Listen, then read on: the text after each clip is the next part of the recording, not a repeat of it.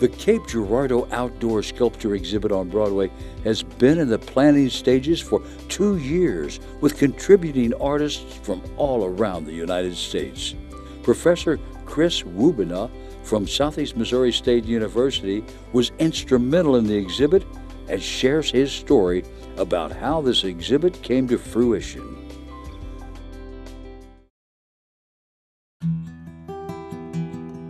Public art is anything that you see in your everyday life, basically. It can be something, it can be a mural, it can be something on a building, it can be something that's inside a building. The Riverwalk mural downtown, that's public art.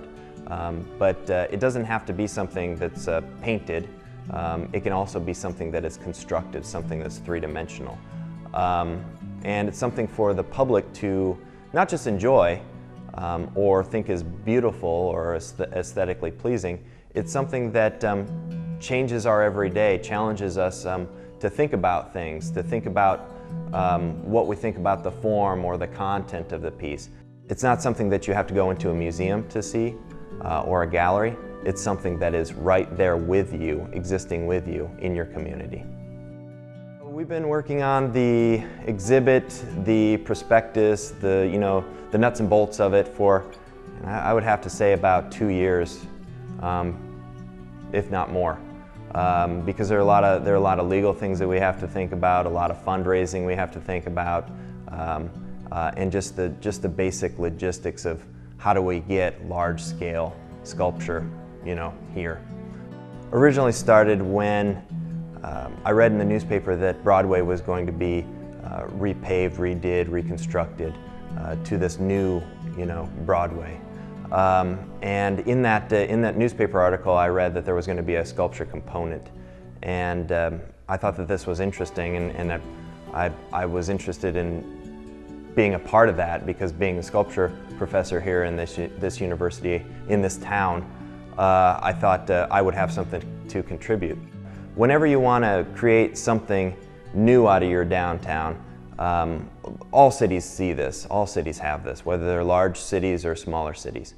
Quite often they bring in art, or the artists. Quite often artists will take over certain neighborhoods and they'll start changing it, making it more vibrant, more exciting, whether it's the different kinds of stores that open or the colors of the buildings that are painted.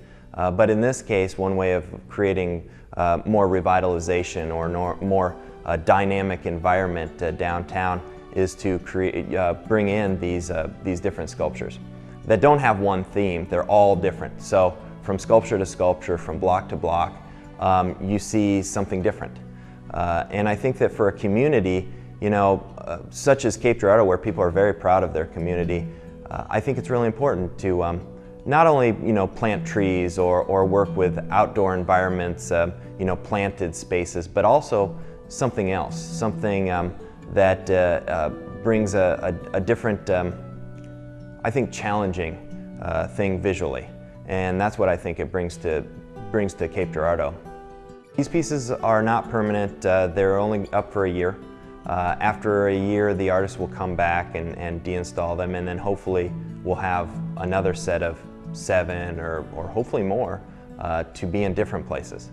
However, that doesn't mean that they're not for sale. They could be purchased. We've had a lot of people interested already in purchasing them.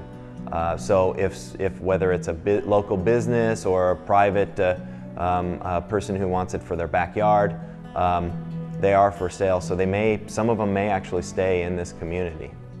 Our committee has been approached by a few people already, whether they're local business owners that want a piece in front of their business, or others that are interested in commissioning artists to create sculpture for them.